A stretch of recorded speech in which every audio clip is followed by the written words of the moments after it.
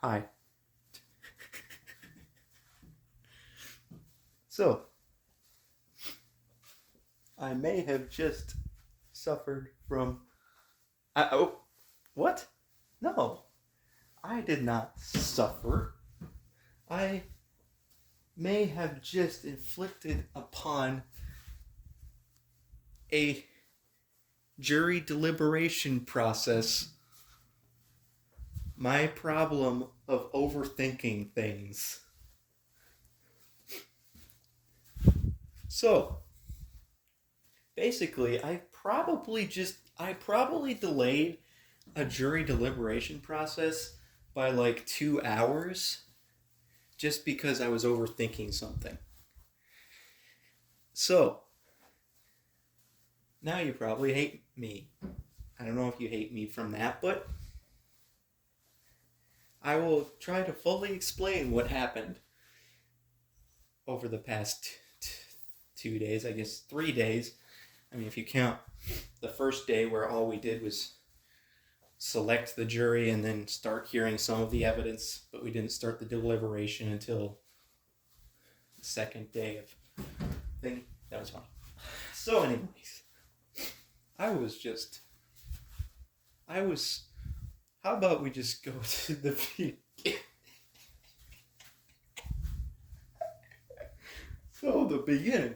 A couple months ago, I got a postcard in the mail stating that I was summoned for jury service.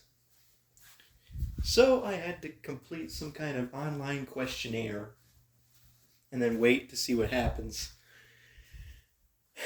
And so, and then like a while later, I got another postcard which looked very similar. Or I can't remember. I really don't remember how. I just, when I first got the postcard, I was like, okay, I'll just fill out the questionnaire and just hope nothing happens. And then I get another thing. Okay, let's take out the postcard. I hope it's not sensitive information. Okay, who cares? Because I'm going to edit the video later and post. If it is sensitive, I can cut it out. But anyways, here's the postcard. It's all folded up because I had it in my wallet because I wasn't even sure if I... Okay, I don't even know when this one was sent. But eventually I got this postcard thing. And this one...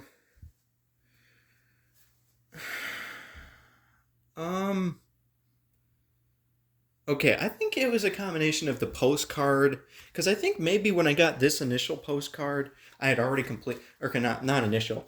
I got a postcard, and then I completed a questionnaire, and then I got a second postcard, and the second postcard was also telling me to fill out the questionnaire, but I had already filled it out. So, anyways, but then I think the thing that got me to realize I actually had to go to the court hearing was an email that they sent.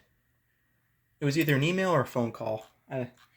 Maybe I could like search jury or something in my email. Oh, that's the wrong email. It's my school email. Let me like search jury in here. Jury. If I just search jury. Well,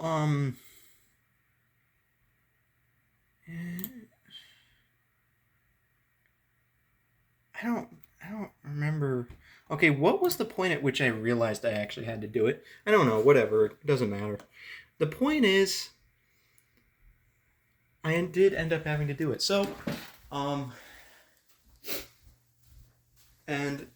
I was kind of still in denial, and all the way up until like the day or a few days before, and I was just hoping that they wouldn't select me to go there because I think it was possible that they would only select a certain number of people. But unfortunately, when I called the number on Monday, well, I called it on Sunday, but they moved the date up one day. I called the number. They said juror numbers 0 through 69 report. And I was juror number 31. So, dang it. That means I had to go. So, then I scrambled to figure out what I was going to wear, but it turns out I didn't even need to worry about that because like a lot of the people there were just wearing jeans and a t-shirt and nobody really seemed to care. So, well, like the first day I literally came in wearing gray dress pants and a dress shirt, collared shirt. It was so uncomfortable. Anyway, that's so. So I get well. Am I really gonna describe the process? Okay, I was kind of scared that I wouldn't be able to find where I was supposed to go. So I went to the parking garage that they directed you to go to, and then it took me a little bit to actually find the building. But I mean, it's a pretty obvious building. It's like a giant, big courthouse building. I just was stupid and didn't know what I was looking for, so I walked in the wrong direction at first, but I was following the map on my phone, and then I finally realized I was supposed to go the other way, and then I went an extremely inefficient route, and then I finally got to the building, and then I walked through the door, and then they asked me to take stuff out of my pockets. Unfortunately, I accidentally didn't take out my keys, but that didn't really matter. They didn't get to scan my keys the first time. Whoops. Oh well. And then they scanned my stuff, and then I walked through, and then they gave me my stuff. And fun fact, I had no idea they were gonna give me back my stuff. I thought I was gonna just have to hand them all my stuff and let them have it until the end of the day, and until I left. But actually, it turns out you can just scan them and then have them. Anyways, then I had to find the courtroom. So, oh wait, actually no. First of all, I had to go up to the clerk's office and give them and I don't think they even asked me for the postcard. I don't think they even asked me for it. But I think all they did was ask for my parking ticket so they could give me a sticker to pay for my parking. So, but anyways, and then they told me, okay, go up to the third floor, go to the north courtroom. So then I walked up a flight of stairs, went the wrong direction, because of course I did. And then there was a security guard there. I asked them, I'm looking for the north courtroom. They said, go to the other side. And then I went to the other side, and that was the correct room. And thank goodness there was plenty of open spots to sit in, so it wasn't that awkward to find a spot to sit. That was funny.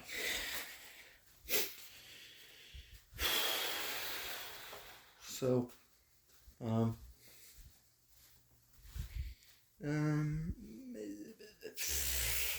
yeah, I found a spot to sit. I had to sit there for a million years. So anyways, we sat there for a while. They were trying to get all the people in there. And then they counted the people, and they're like, oh, we have one extra person here. And then I was starting to get nervous. So like, am I the extra person? I wasn't supposed to be here.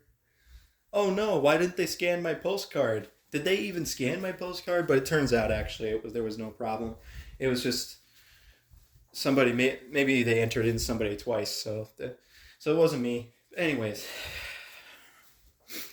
And then there was a process where they had to explain to everybody they had to give everybody some instructional stuff about what a trial is, or what is the responsibility of the juror and stuff. So they showed some videos and gave instructions, and then they called. Then they had to call up like 28 or 27 jurors to sit in, quote, the box. What's the process called where they just call up 27 or a certain number of people to sit in the chairs? Thank goodness I was not the first person called, and I really feel sorry for the first person who was called because they had to sit in a really uncomfortable chair. I don't know why they did that. They didn't have enough seats there, so there was like one wood chair. So a poor person had to sit there like all day. That must have sucked. But anyway, also the people sitting in the gallery, they had to sit in those uncomfortable seats too all day. That must have sucked too, because the other juror seats were actually nice. And I was the sixth person called up, and then there was a giant long process where the attorneys had to ask all the potential jurors a bunch of questions to see if they were capable of giving the defendant a fair trial or whatever. So that went on for like a million years. And I had an embarrassing moment where they asked every person, what's your favorite TV show? What's your favorite reading material? And do you have a bumper sticker? And I mean, I probably could have just said I like reading fiction in general for reading material.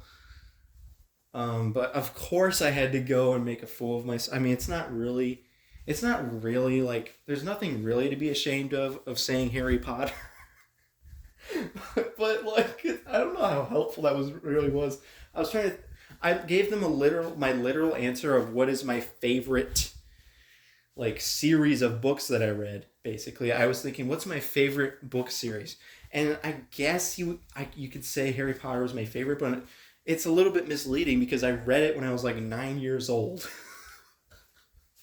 But probably that was the one that I enjoyed the most out of all my years reading. That was the series I enjoyed reading the most. Unfortunately, I read it like 15 years ago.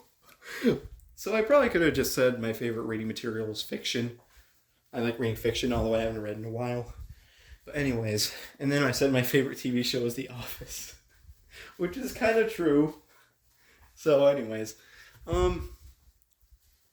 now there was I was having a little bit of anxiety during the questioning for another reason as well, because like they were asking if you have strong opinions on law enforcement. And I was thinking to myself, oh, well, I kind of have some strong opinions, like on police brutality. I'm really surprised nobody mentioned police brutality as an issue that they care about deeply. I'm really surprised by that. I don't know why. Out of all 27 people up there, nobody mentioned that. I was thinking about mentioning it, but I didn't really feel like going through the dialogue. It would have been really awkward. And I felt like I could still make a fair judgment even if I have some feelings. I don't even know if... Well, I do care. Like, obviously, I really do not like it. I really do not like or am strongly against police officers being unfair and acting and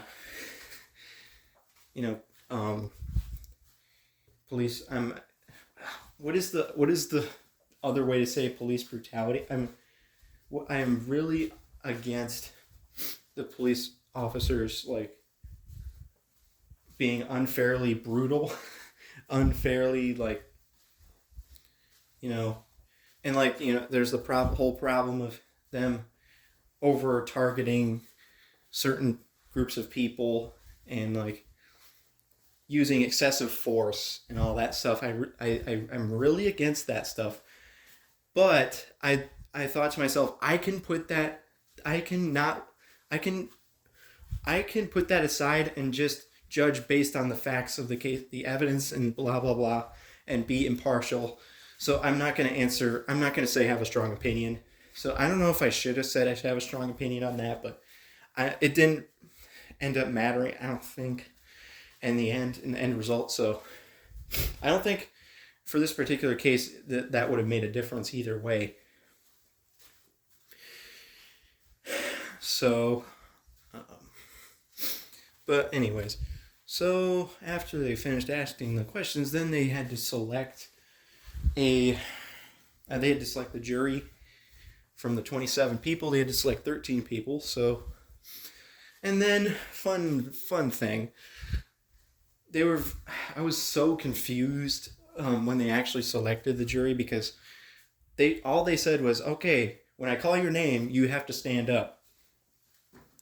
So they called a bunch of people. Well, they didn't call names. They called numbers. They called a bunch of people's numbers, and I was one of the numbers called, so I had to stand up. And then they're like, and I was thinking to myself, oh my gosh, I might be able to get out of this right now. Because I literally didn't know if the people standing up were the ones that were going to be selected or the ones that were going to be struck or sent home or whatever. I thought that the people standing up were the ones that got to go home. But no, it turns out, no, that's exact. But then right when they said, okay, the guy standing up, you've got to stay, and the guy sitting down, you get to leave. When they said that, I was so shocked that it was exactly the opposite of what I was expecting that I second-guessed myself. And I was like, wait a minute, is it really that way, or is it the opposite? So then I literally had to look around me and see what the other people who were standing up did. And they all sat down while everyone else left. And I was like, okay, but I was still extremely nervous that I had misheard them. Um, I was like, oh my gosh, did I get that backwards? Was I supposed to leave? But then eventually it did kind of occur to me that, yeah, I did the right thing, because there ended up being exactly 13 people in the room, and that's how many they called. So anyways, oh, you know what's funny? I think I just skipped something. Wait, no, I didn't. No, I didn't. Because, like, once they selected the jury, then after they selected the jury, they that's when they made their right, um, right. Like, I hope I'm not getting the order of this backwards, dude. What if I literally got the order backwards? No, I don't think I did. But did I? Like, they selected the jury, and then, yeah, that's correct. That's correct. So they selected the jury, then they started giving the testimony or whatever. So, like, after they selected the jury, they gave the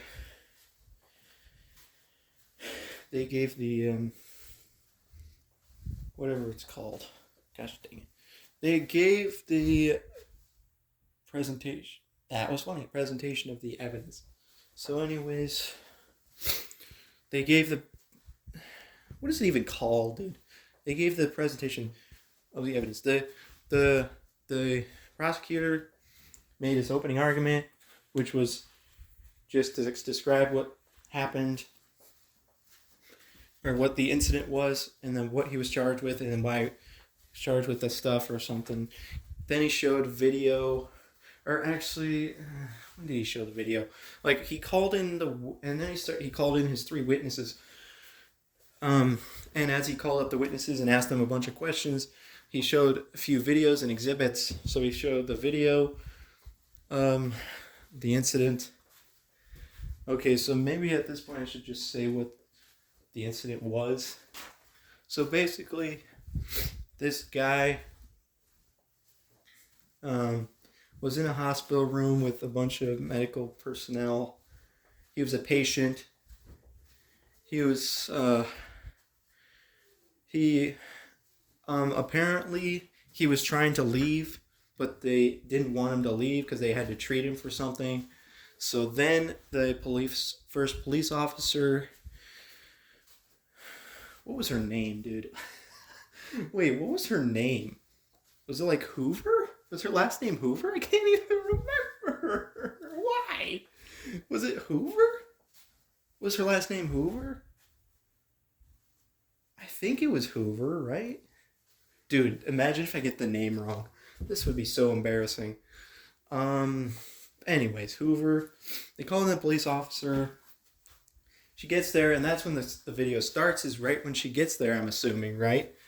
And you see the guy just kind of standing there with all the medical personnel. The medical personnel and the officer tell him to get on the cot, or the bed. So he gets on the bed, or he sits down on the bed, and they say they're going to give him something. They're going to give him some kind of medication to calm him down. But then he starts scooching forward to get off the bed, and then he's like, I'm sitting on something.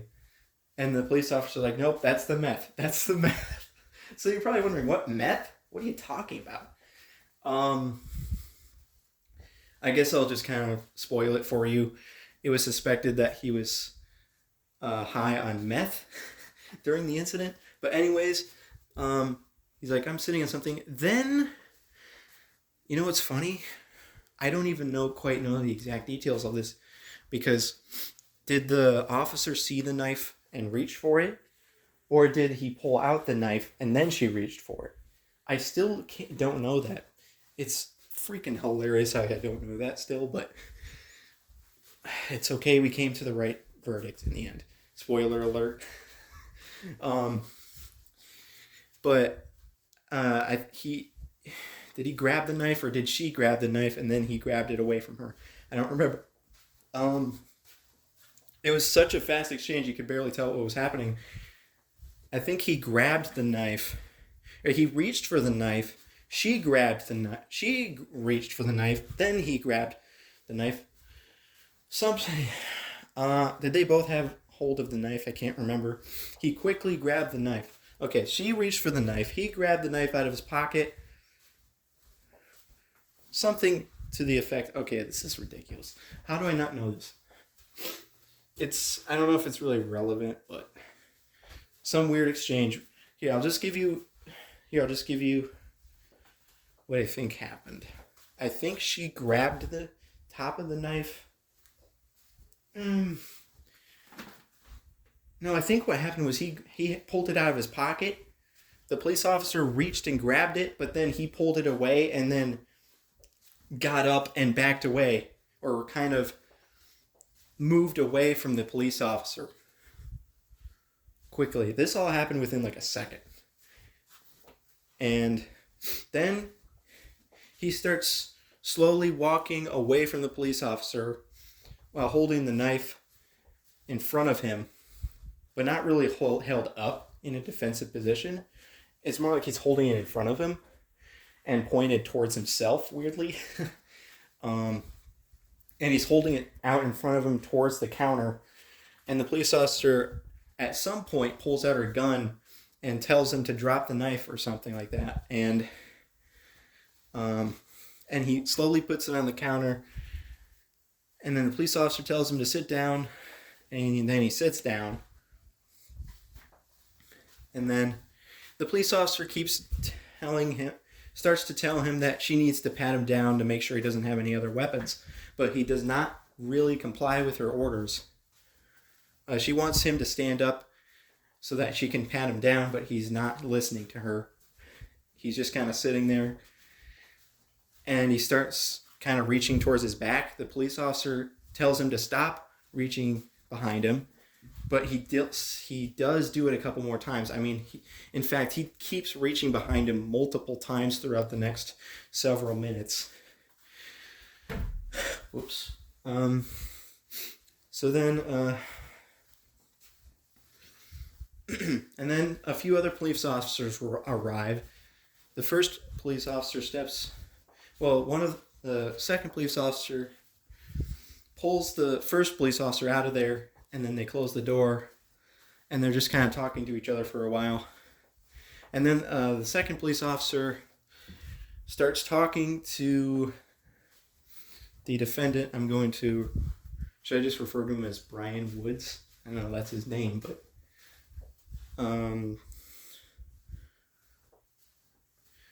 the second police officer starts talking to him, and he's not really responding to him at all. He's just kind of just standing there. He's standing there, constantly reaching behind him, and he's reaching around his pockets, reaching behind his back. He just keeps doing that over and over again. For some reason, it's inexplicable what he's trying to do because he can't. But anyways, it doesn't matter.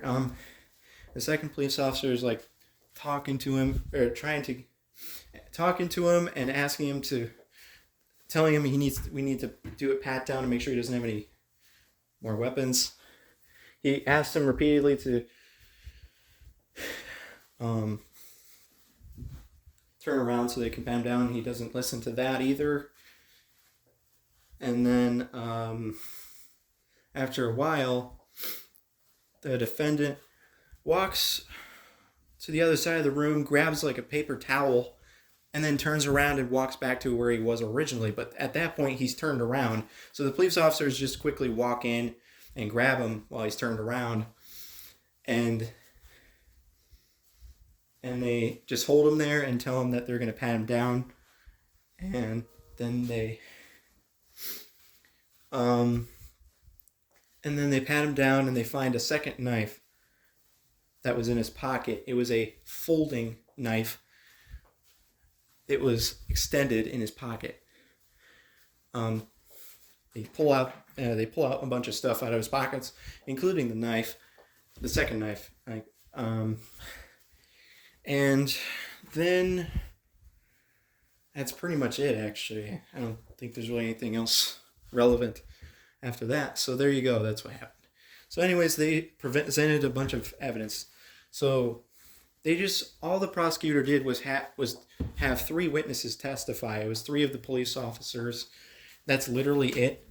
That was all he did. He had the 3 police officers testifying. He also had the 2 knives as evidence. So he had the video of 3 of those officers, and that was all the evidence. The defense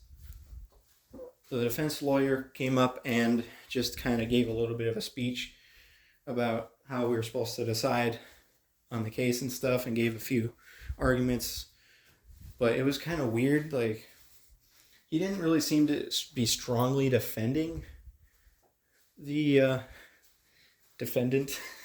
He just kind of was like, think about this, think about that, think about like these certain facts and whatnot.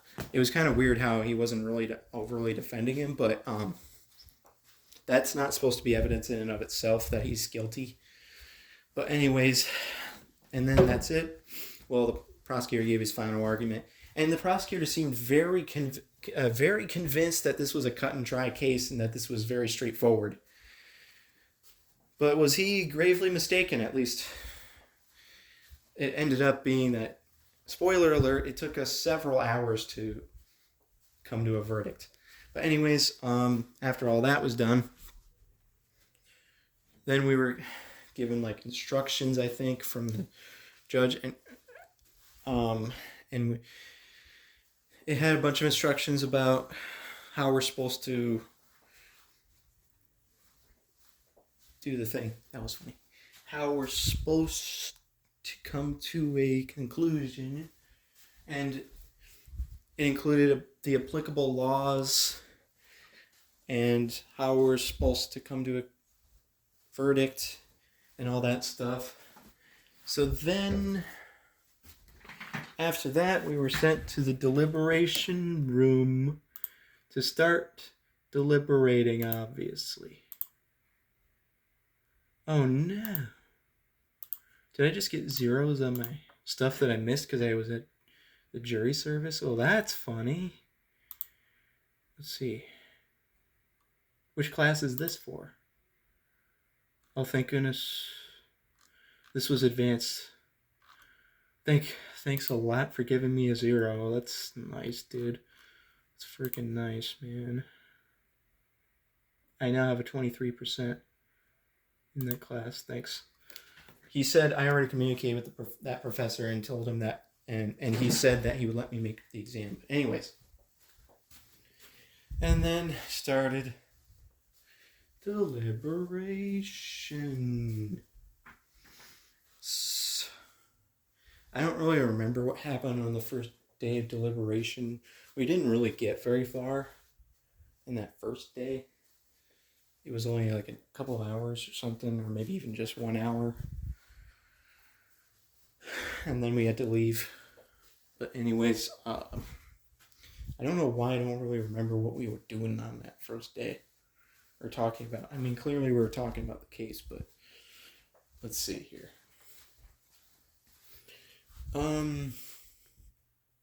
What were we focusing on that first day? I don't really remember.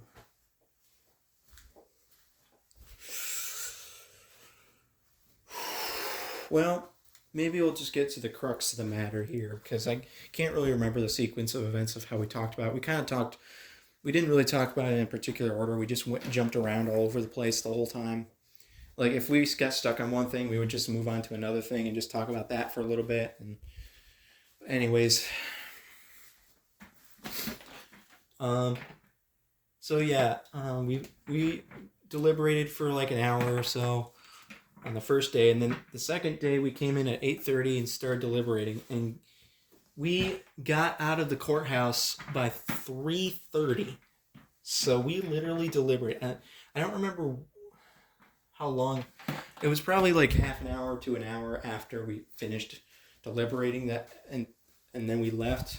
But like, so we probably deliberated from like 8:30 to 2:30, something like that. So that was like,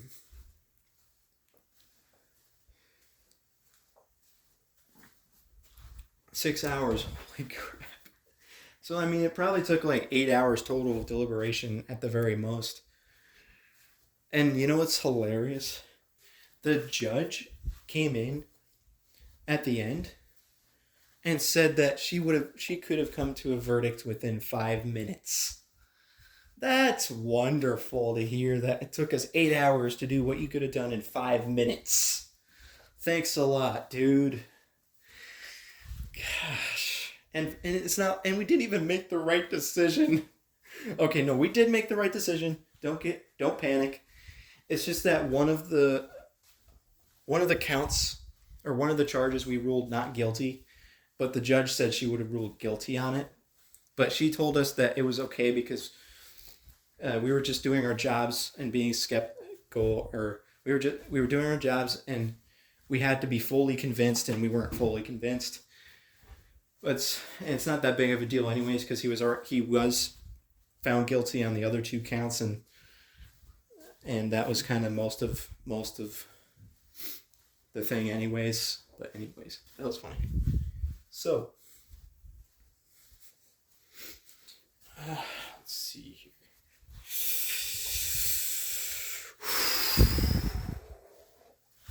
I guess I'll just tell you what the charges were. The guy was charged with interference with public officials, or official acts, like interference with official acts while displaying a weapon. He was charged with 2 counts of carrying a dangerous weapon while under the influence.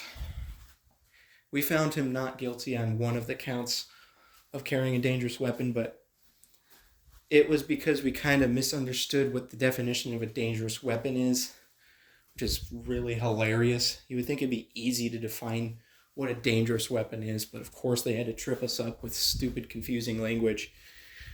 But anyways, and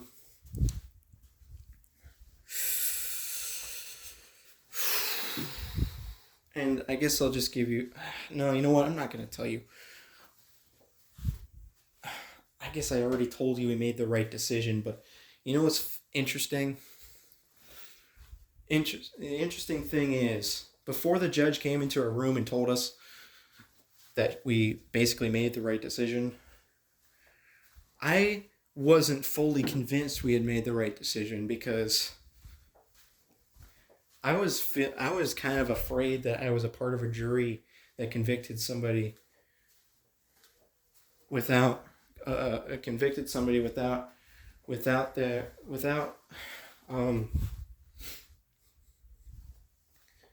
having enough evidence to convict them, I guess.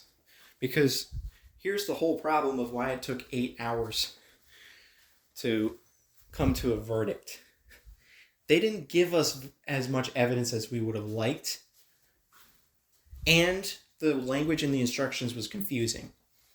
At least to us, it was very confusing, the language.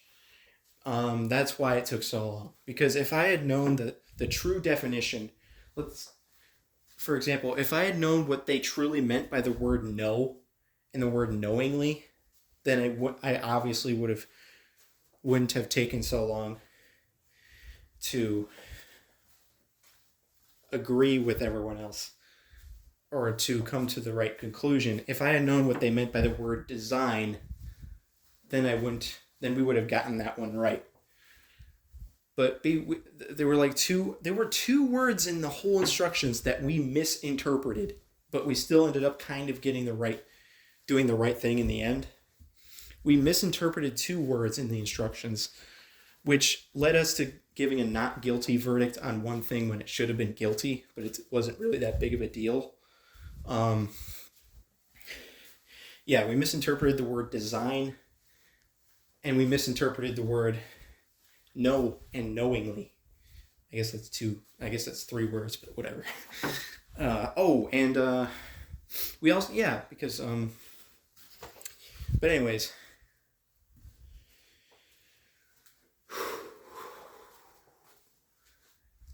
and I don't know. And then there was one thing. There was another problem where I don't know if it was a problem with me specifically. Um,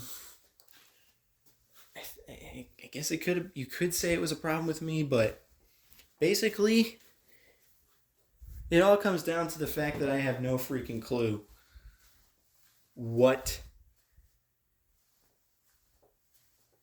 it looks like for somebody. I have no freaking clue how to read body language. I guess, I wonder if that's like my autism speaking there. Like, I wonder if my ability to read people's body language is like significantly less than most people, because it's not super obvious to me when somebody's demeanor has changed. It's not super obvious to me when their body language or their like actions and the way they're acting is different than normal. It's hard for me to tell those types of things. So like I couldn't really say definitively that it looked like the guy was high. I don't know what it looks like for somebody to be high. I have no experience with that, with anything like that whatsoever. So that held me up for a long time. And it ultimately ended up being only me who was hung up on that. And it basically delayed the process by at least 2 hours, which sucks. I have absolutely zero experience with drugs. I have zero experience. I have no idea what it looks like for somebody to be high. I've literally never seen any depiction of somebody being high, except maybe like on The Office, where like Ryan, I never even thought of this actually. I should have thought of this while I was in there, but like Ryan, what is his last name from The Office? Ryan Howard. Ryan Howard from The Office was high in one of the episodes, and it was showing him like being really energetic and like tapping his foot furiously and all that stuff. But that's literally like the only time I've ever been shown a depiction of someone being high. So I don't really know what it looks like for somebody to be high. So I was extremely skeptical of everyone saying that we had proven that he was high, because the only evidence we were given was, one, the video, and two, the testimony of the police officers. Now the thing is, I guess the testimony of the police officers was considered to be expert testimony. Maybe I should have given that more weight. In fact, I probably should have given that more weight, because the police officers deal with meth users all the time. They've been dealing with it for years. They say that they deal with somebody on meth like once a week for like 8 years, and they know what the signs are. So probably I had to give that more weight than I did, because I was like, well, all we know is these signs, which are not very apparent to me, because I'm terrible at reading body language apparently. Like when I watched the video, yeah, I kind of see him doing a few of the things that they were describing, but I was thinking, here's the biggest thing for me. I was thinking, isn't there a reasonable alternative to explain this behavior other than having ingested drugs? And I was saying maybe he's just having a mental breakdown. I wonder if I didn't bring this up at any point during the deliberation, but I wonder if my experience having autism. That was funny. I wonder if the way I have acted in the past sometimes when I'm overwhelmed because apparently people with autism are more prone to having these types of mental breakdowns where if they're overloaded with information or like sensory information, they start to break down and they just start acting, I don't know, a little similar to how that guy was acting, honestly. Because like he was like, there were a bunch of people around him making a lot of noise. They were all telling him to do stuff. They were all holding onto his shoulder. If that would stress me out a lot, especially if I was already like feeling stressed out in that moment, and then all of a sudden, and then all these people are just like grabbing at me and yelling at me, or not yelling, but like just telling me to do something. I would probably, I don't know if I would, but like I would be much more likely to start having some kind of breakdown as a result of that. Or maybe I would have like a long time ago when my symptoms or sign, when my signs, or when my, what is it called? When my autism was a little bit more severe or something. I kind of was relating my experience of having mental breakdowns to what that guy was experiencing, because he seemed like he wasn't processing. I don't know.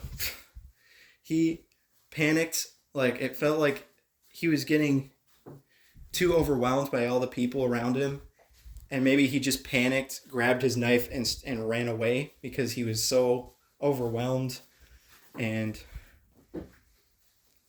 And then when the first police officer was starting to give him a ton of orders, telling him to do stuff, it seemed like he just wasn't processing the information, maybe, or he was giving a delayed reaction every time. I'm not sure, but that's why it took me so long to like agree with everyone that it was proven that he had ingested drugs. Or that because I agreed he showed the signs, or he showed that he was under the influence of drugs. I just didn't agree that we had proven that he had ingested drugs, because what if he was showing the signs but it was as a result of a mental breakdown? Well, it turns out here, I'll give you the spoiler, it turns out he was high. But why couldn't we have just known that? Like, why? Here's a piece of evidence that they didn't give us. The guy who took him into the hospital to begin with admitted to somebody that the guy was high on meth. I mean, why couldn't we have that couldn't have been admitted as evidence? Are you kidding me? It would have been taken like 2 seconds to make the decision if we had known that. Of course, it took us several hours. If we had known that piece of information, it would have taken 5 minutes, just like the judge said. Like, what the heck? And I was hesitant about it because we didn't have that information. We didn't have a drug test. They didn't smell it on him, so they didn't conduct a test.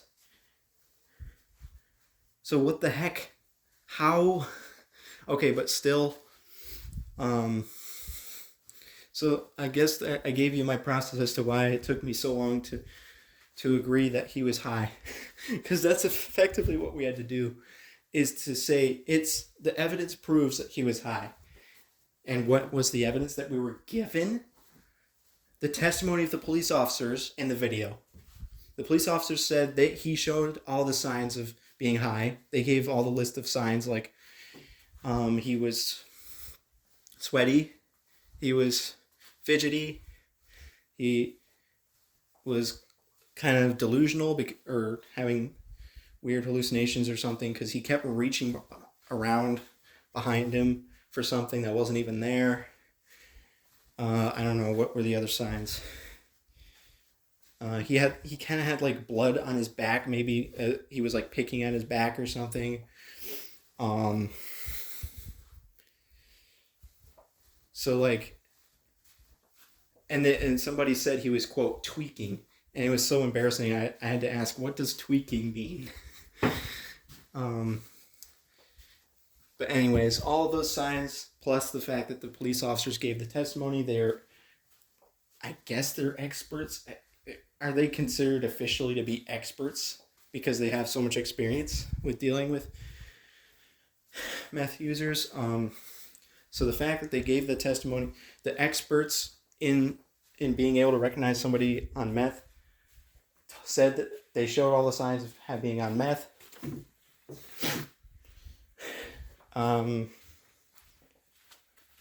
So plus the video showing he did in fact have all those symptoms or signs. He did show all the signs that they were talking about. That was enough to prove beyond a reasonable doubt. But of course, it took me 5 billion. I mean, you know what's interesting? I didn't really even get fully convinced. Basically, I kind of was. It was just like, I had to tell myself, I don't know enough about it. I have to defer to, the experts. I mean, I kind of deferred to everyone else saying, I mean, maybe you're not supposed to have that. You're not supposed to have that mental process of, well, 11 people disagree with me. I'm the only one who, and I'm not like firm in my disagreement. I'm just kind of, I wasn't even firmly disagreeing with them on it. So I was saying, I don't know what it looks like for somebody to be high. 11 people are saying it's very obvious. The police officers who know a lot about it are saying it was obvious. So I just had to change my mind. So there you go. That was funny. So, and then there were a few other things here. Which one should I talk about first? Should I talk about the one where we actually gave a not guilty verdict when we probably should have given a guilty verdict? Or should I talk about how I wasn't sure if he knew what was going on, so therefore we couldn't say that he was guilty? Let's just go with the first, or let's just go with the one where we ruled not guilty. So guess what? Is a folding knife a dangerous weapon? Okay, so the way that they defined the word dangerous weapon was so incredibly misleading that it literally led the whole entire jury of 12 people to give basically the wrong answer to the question. We all unanimously agreed that it was not a dangerous weapon according to the definition, when in fact it was a dangerous weapon, which is so funny. Dude, I can't blame, I mean, I'm obviously part of the jury, so it's a little bit selfish, but I can't blame us for making the decision based on the way the definition was worded. Because here's what the definition said. The definition said,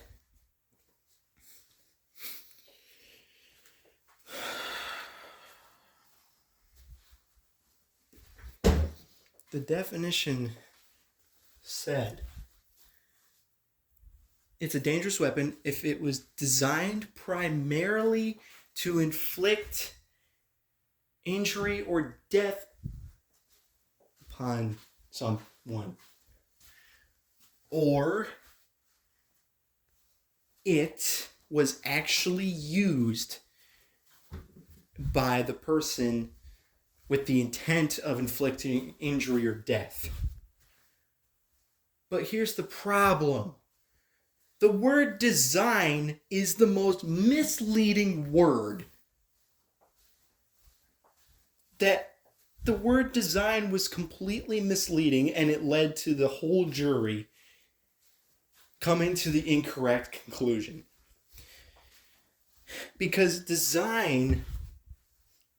design of the weapon, the design has nothing to do whatsoever with how people actually use it. It has to do with how it was intended to be used.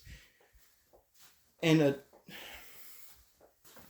also, here's another thing. I think maybe we just didn't know what type of knife it was. Like let's say, what if it was a kitchen knife he had in his pocket instead of that?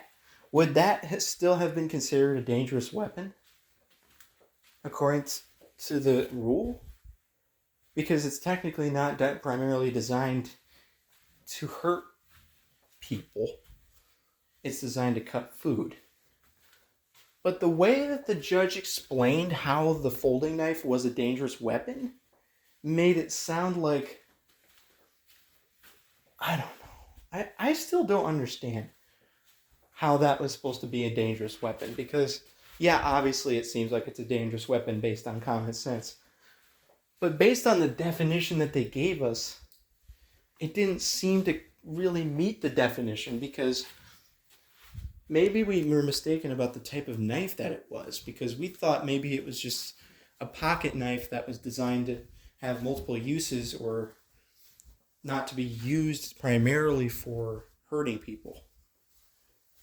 But maybe it was designed for that purpose. Maybe it was designed as some kind of self-defense knife, or because the first knife, I guess, was it like a hunting knife or something? But I mean, do they actually make knives that are used entirely for self-defense purposes?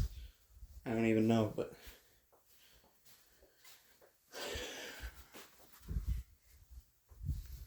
we thought the knife was not primarily designed to inflict injury. We thought it was just some kind of common knife that you would carry around with you for various reasons, that you could use for various things that are not really inflicting injury. But apparently the knife is a dangerous weapon. I just don't know exactly what the reasoning behind it is. I mean, obviously, if you just use common sense, it is a dangerous weapon. But based on the definition that they gave us, the definition was incredibly misleading. I mean, it was so misleading, it literally led to 12 people coming to the wrong conclusion. I mean, is that really on us? If it confused 12 people, the definition confused 12 people, how about you just rewrite the definition so it's more clear? Like, come on, man. You told us we have to take the definition as it's written. We can't just use our gut feeling as to whether it's a dangerous weapon. Anyways, that's that. I feel like I might be partially responsible for that. But because I was kind of strongly arguing that it wasn't a dangerous weapon throughout the process, but apparently I was completely wrong. Dang it. So anyways, now we have to get... Okay, so I think what the heck was it? I don't know what was more tough. I don't know what was tougher for me. Having to agree that he was intoxicated, or that it was proved that he was intoxicated, or having to agree that he knew that Hoover was a police officer and that he knowingly interfered with the police officer's objectives.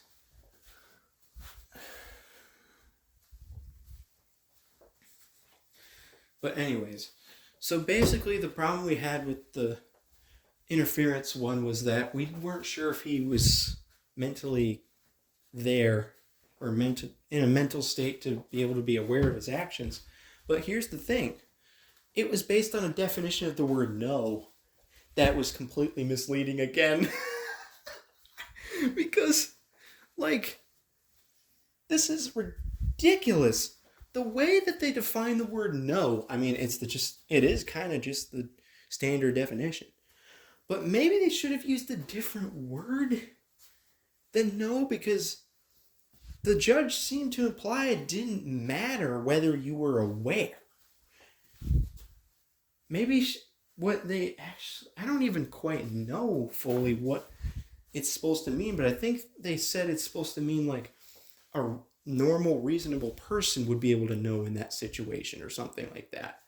Because what if the guy was like completely unaware of everything during the entire process, or completely so mentally impaired that he had no idea what he was doing? That's the reason why I had trouble with those two. And actually, a lot of the jurors had trouble with it, but then I ended up being the last one. So that's funny. I was like the last one to come to an agreement on two separate things, or maybe even three separate things, because those two things are kind of two separate things, but they're kind of similar. They're kind of related. Like, he's aware that she's a police officer. He's aware that he's doing actions that obstruct police officers' objectives. But anyways, I was literally the last person in the entire room to finally agree on those two things. And that sucked.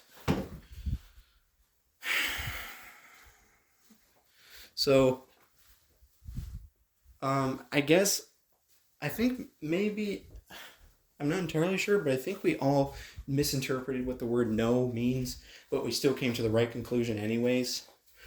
So, does the word no in that specific instance mean, I have an alarm going off. Oh, dang it. The word no in that instance means, okay, here, I'm just going to guess. I mean, I don't know if I'm going to upload this to YouTube. I don't know if I'm even allowed to upload this to YouTube, but if somebody could like correct me in the comments if they actually know what the actual interpretation or the actual definition of the word is in that context. I'm just going to say what I think it is, but I could be wrong. But I think what they actually mean by no is that a reasonable person in the same situation would know. Because she said his mental state is completely irrelevant to that one. That kind of implies that it's just a reasonable person in that situation would know. So here's what I mean. She said, how did he know she was a police officer? Because she was wearing a uniform. That's pretty much it. But I was saying to myself, well, what if they're so mentally impaired they don't realize that the person's a police officer even if they're wearing a uniform? And I think she said it doesn't even matter. So that kind of implies that just a reasonable person in the same situation would have known that she was a police officer because she was wearing a uniform. But again, correct me in the comments if I'm wrong, if like what that actually is supposed to mean. But everyone in the entire room was saying that it means that he was consciously aware that she was a police officer, which I guess, and that's what the definition of the word was in the instructions. So if that is in fact not how, because what if he wasn't consciously aware of it? Because didn't the judge say that it doesn't matter whether he's consciously aware? All that matters is that she was wearing it. He was sitting in front of her. He saw her right in front of him. She was wearing the uniform. That's all you need. That's it. You're done. You don't need any other information. He was awake. He was staring at her. She was wearing a uniform. That's all you need to know. Which implies that even if somebody's like completely out of it mentally and they didn't actually pick up on the fact that she's a police officer, even though she was just standing right in front of them, that doesn't even matter. That would imply that it's just a reasonable person in the situation, or somebody who's I don't know, but yeah, the entire jury except for me was saying he was consciously aware she was a police officer, and he was consciously aware of his actions while he was obstructing the police officer's objectives. So, and I disagreed on those. I was saying, if we can't prove that he knew what he was doing, how can we prove that? All we know is that,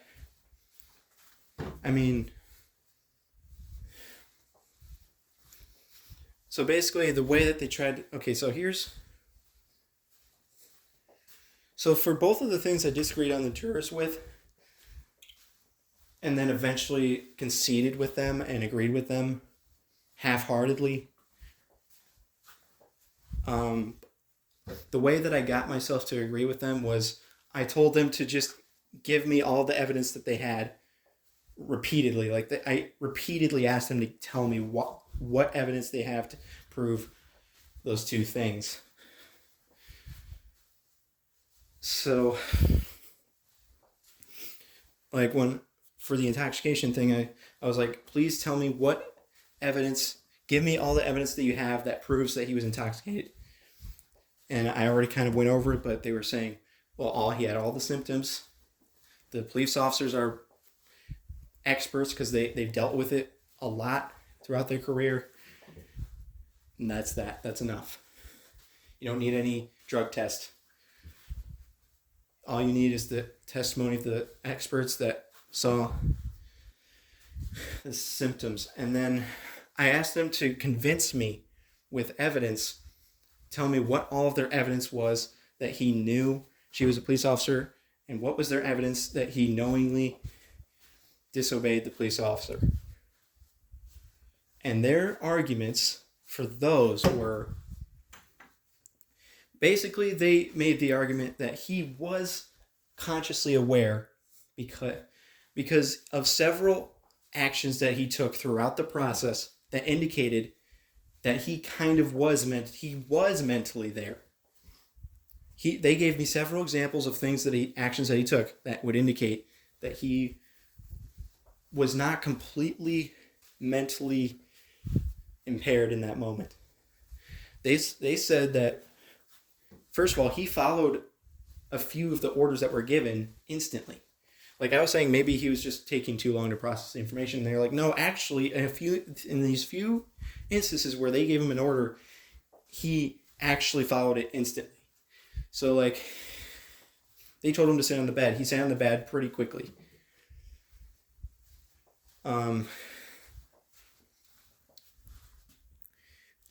She told him to sit down. He sat down pretty quickly. They also had this one thing.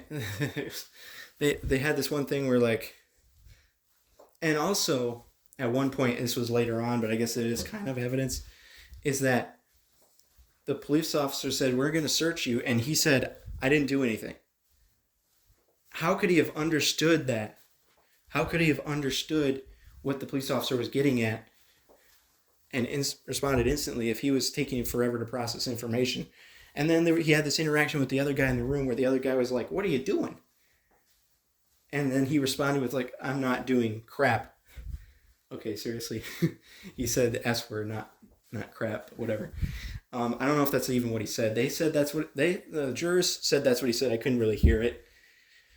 The guy said, I'm just paraphrasing, the guy said, what are you doing? And the defendant said, I didn't do crap. He responded instantly. He understood what he was asking him, and he responded instantly. So they were saying he was actually displaying mental ability throughout the process at certain points. That is evidence that he was consciously aware of those things. How could he not be consciously aware? He put his hands up. That would indicate he knew she was an officer or position of authority. I mean, I was saying, well, what if it's just because she's holding a gun? But still, that is evidence that he's consciously aware of it. And here's another thing that kind of convinced me. She asked him multiple times to stop reaching his hand behind his back, but he kept on doing it.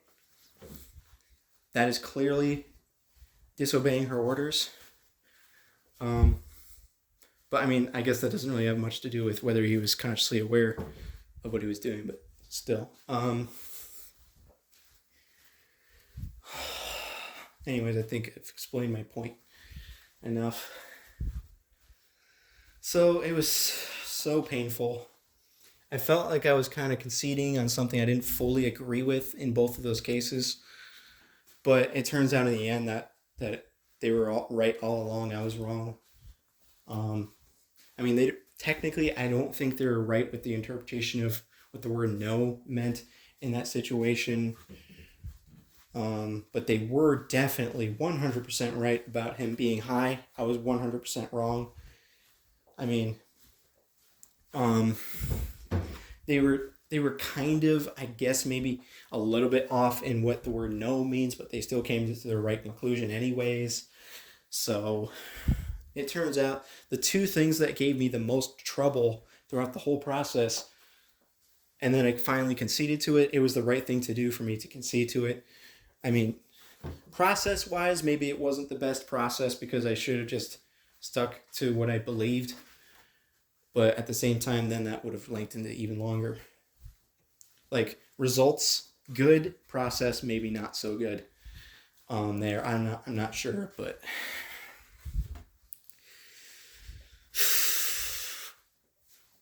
it just kind of sucks that we messed up on the dangerous weapon. Like, we kind of overthought that one.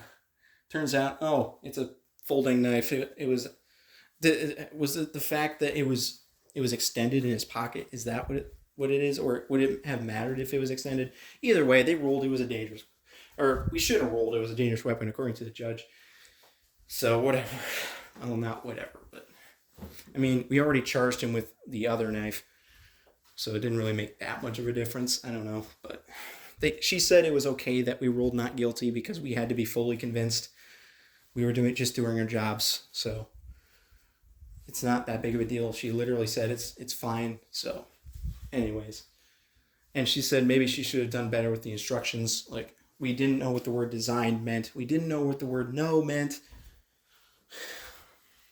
So, there you go. And that's that. We ruled guilty on interference with official acts while displaying a weapon. Now, interesting facts, we kind of had to establish that he was displaying a weapon, but we eventually did agree on that. That was one of the first things we ended up agreeing on, which is nice. Or like, the two things that we agreed on really quickly was that what was it? We agreed that the fixed blade was a dangerous weapon, and we agreed that he displayed the fixed the dangerous weapon. So that's nice. But the things we messed up were the folding knife was actually a dangerous weapon, but we mistakenly said it wasn't a dangerous weapon, and then I mistakenly. I mean, if I was well versed in the law and I actually had knowledge about what they meant by the word no, and if I had knowledge about what they meant by the word design, if I had knowledge about I guess, like, still the intoxication one, I don't know. Because, I mean, she said it was the right thing to rule that he was intoxicated based on the expert testimony. Maybe I should have given them more weight. Maybe I was supposed to give the police officers more weight in their testimony because they were quote unquote experts. But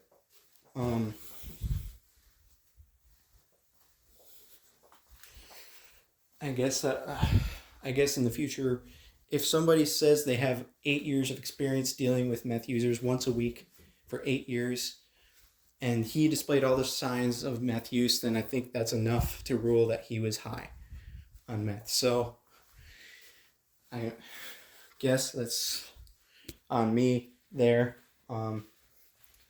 It's just that the knowing one was, I feel like that confused me too much.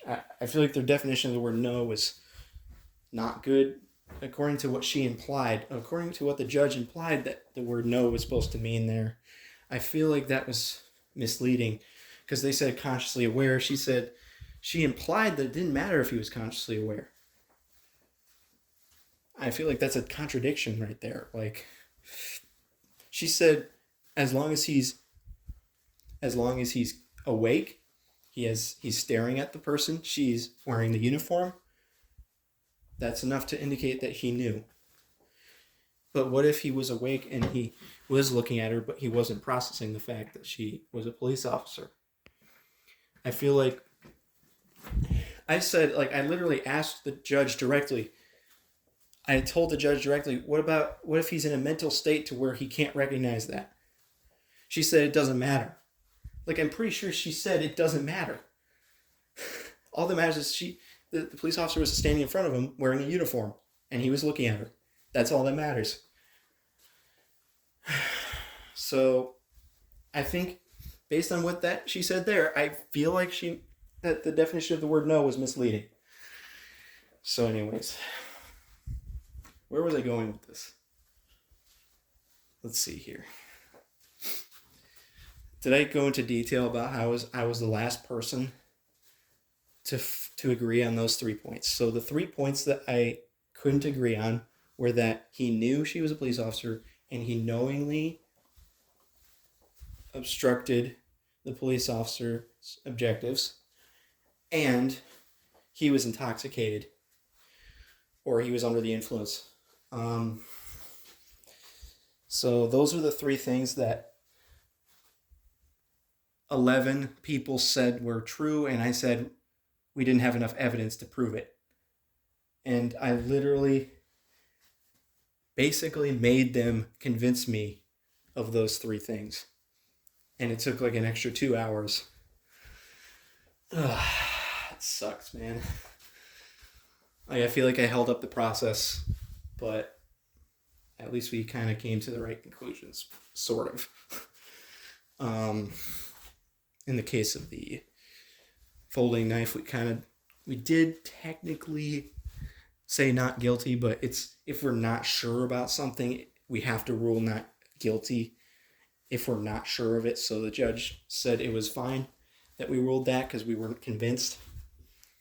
So it all turned out fine in the end. And I'm really glad about the people I was working with. The jurors were all really nice people. They were not mad at me at all that I was kind of holding out quite a bit longer than everyone else. They were very nice to me and trying to convince me their arguments, and they were really understanding. They were nice. They did not get mad at me or anything like that. So I'm really glad about that. But there you go. I literally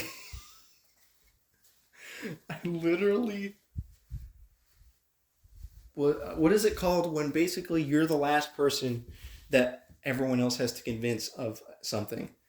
There's got to be a term for that. Like, I was literally the last one. There was okay, you know what's interesting though? For the folding knife one, the 11 people were trying to convince this one guy that it wasn't a dangerous weapon, and we were all wrong, and he was right technically. Like, I would argue that based on the definition that was given to us in the instructions, that the 11 jurors were correct. But at the same time, maybe we weren't. Maybe the definition is correct, and we just didn't know that it was like the type of knife we were talking about was a different type of knife than we were thinking it was. So I don't know about that. Man, there's a few things I'm still not quite sure about here. So, but anyways, so I guess I wasn't the only person that was the last person to hold out on something. This other guy was the last person to hold out on the folding knife not being a dangerous weapon. When he was right the whole time. It's so funny. He was right.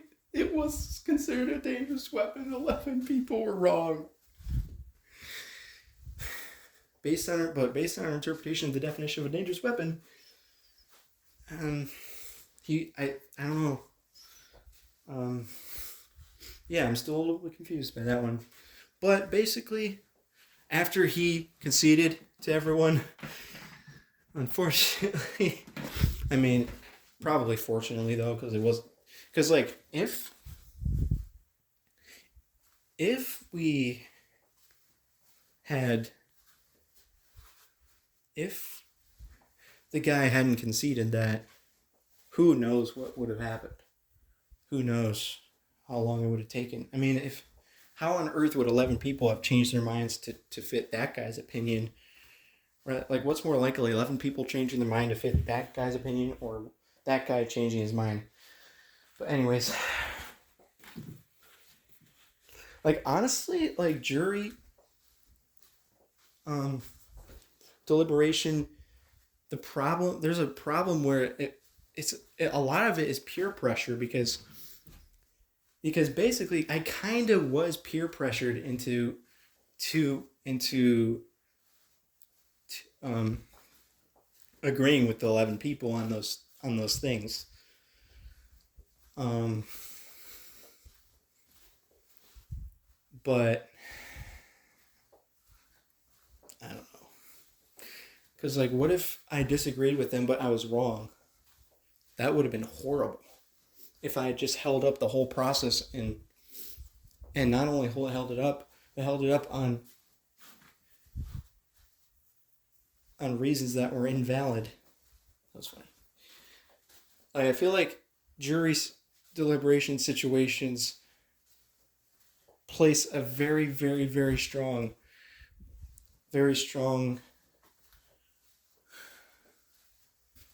pressure on people to agree with the whole group.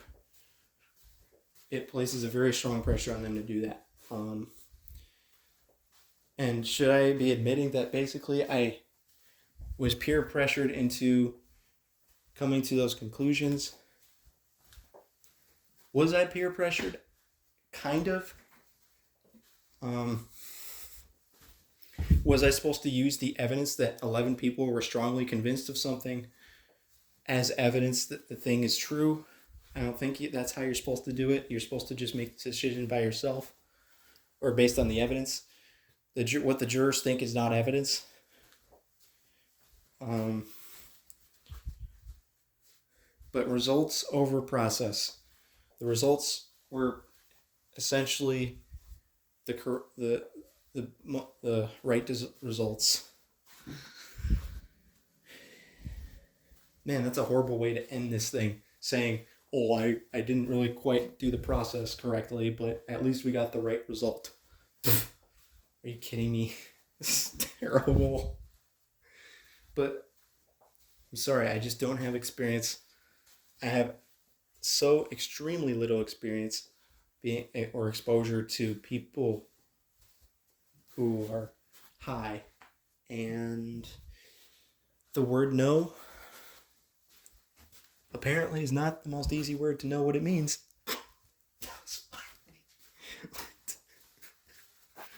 What does the word no mean?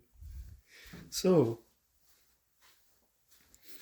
the worst part of the whole thing, well, actually the worst part was how boring it was. I mean, okay, so here's the thing. The process leading up to the deliberation was so incredibly boring. We had to do so much sitting around. We could go on our phones, we could read a book, but I don't like going on my phone when I'm around other people because I'm self-conscious about what I'm looking at on my phone. So I was so incredibly bored for the first day at least, but that's fine. Or the first couple of days before we deliberated. And the deliberation was it was like interesting enough to where, and it wasn't like, I kind of enjoy the process of breaking things down and like thinking about things logically and stuff like that. So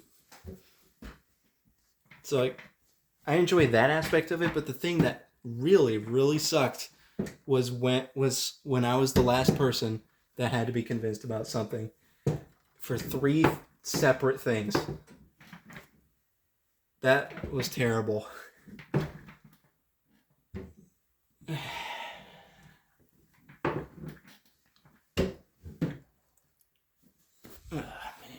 I think I went over everything, so I mean, once we finished, we gave our verdict and went into the courtroom. They read out our verdicts out loud, and then we were polled to see if we agree with the verdict. And that was pretty much it. Oh, and then we left, went back to the room, and then the judge came in and talked to us, and I already alluded to that multiple times. The judge kind of talked to us about it. It's so funny, because, like, the judge, the most striking thing about what she said was, I would have made that decision in about 5 minutes. And it's like, are you serious? All of that 8 hours, and you could have done it in 5 minutes. My gosh, dude. Oh my gosh. And then she kind of, she just explained the whole thing, like, and she explained, well, the fact that she was standing in front of him and wearing a uniform is enough to show that he knew that. I guess we didn't really talk too much about the obstructing part of it. She didn't really talk about that much. And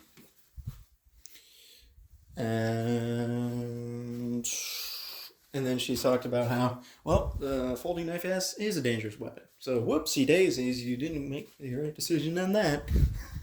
Whoops. But she did explain that, well, it's fine that you found him not guilty on that because you're supposed to be firmly convinced. You were not firmly convinced. So you did what you're supposed to do. So you reassured us on that. So she explained why she gave the answers to our questions throughout the deliberation process that she gave, because we're allowed to ask the judge questions throughout the deliberation process. But basically every question we asked came back with like a non-answer. She just said, refer to your instructions, or one of the questions I asked, I wanted to get, I wanted to like review the testimony again. I wanted to review like the transcripts of the testimony. But she responded with, no. So apparently that's not a thing you can do. Apparently you can't review the transcripts of the testimony. You can only rely on your notes. I wish we were told that beforehand. Maybe we were, but I didn't hear it. But oh my gosh, dude. But anyways, every single answer to our questions was refer to the instructions or no. That was all. So she kind of explained why she gave us like nothing in response to our questions. And she said that maybe she didn't do a good enough job of giving us clear instructions or something like that. Then the court attendant was like, all right, and if you want, the attorneys can come in and ask you questions about how you think that they did. But that's optional. You can leave now if you want. And everyone was like, oh, I want to leave now. Let's just leave now. We're done.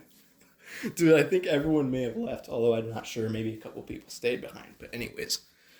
Oh, man, that was it. That was it. At least there was one nice thing about it. I got to eat some pizza. So apparently your lunch does get paid for. You only get your lunch paid for during the deliberation process. But that was kind of nice. They bought everyone Happy Joe's food. I got to drink root beer and have a personal cheese pizza. So that was nice. Oh my goodness. But it was funny. I opened my root beer and it like spilled over instantly. It like bubbled up and spilled over when I opened my root beer and got all over my pants. That's funny. I got all over my pants. It kind of sucked, but at least it didn't like me leave a stain on my pants or something. Anyways, I think that's pretty much it. I don't know if I left out anything important there. Oh, man. So, long story short, I was the last person to agree on 3 different things in a jury deliberation. Nice! Nice one! That's the story of my jury service. Oh no.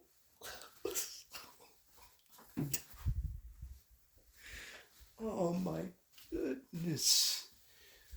Oh.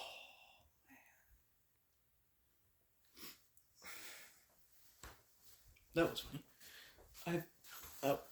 That's it.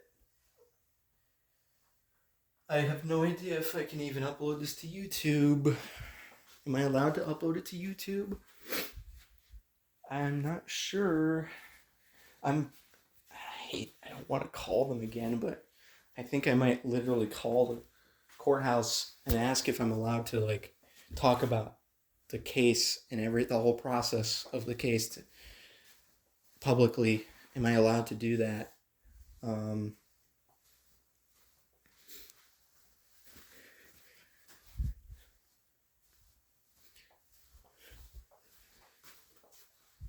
think I'm allowed to do that. I don't see a problem with it. No, they didn't say I'm not allowed to talk about it after it's done. They just said you're not allowed to talk about it during the process.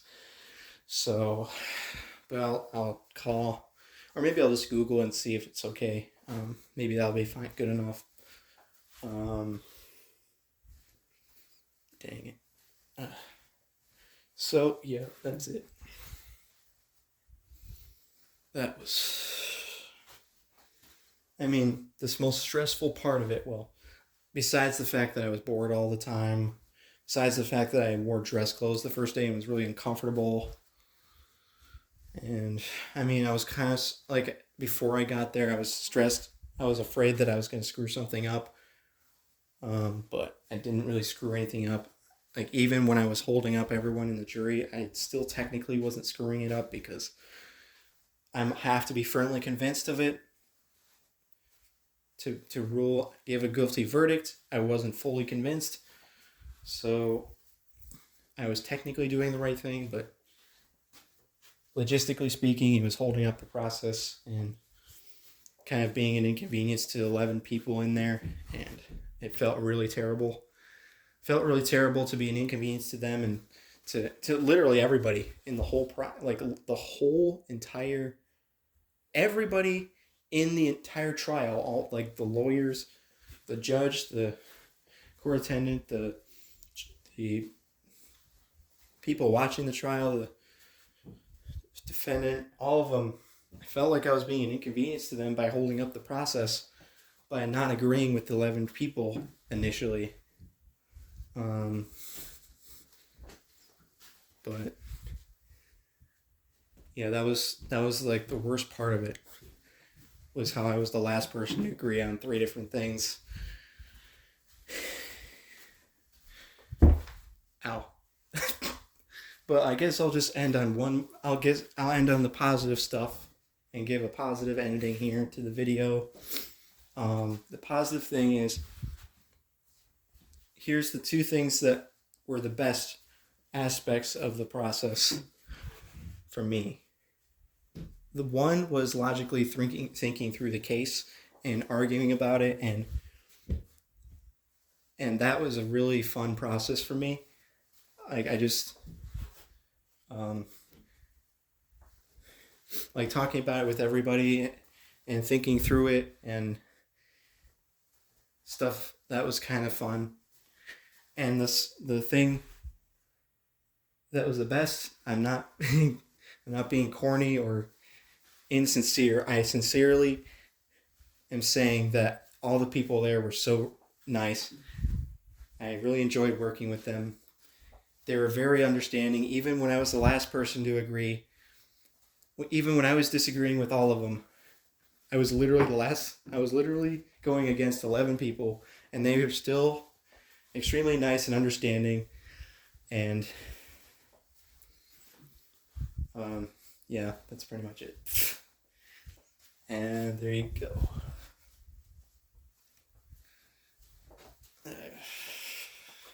Goodbye.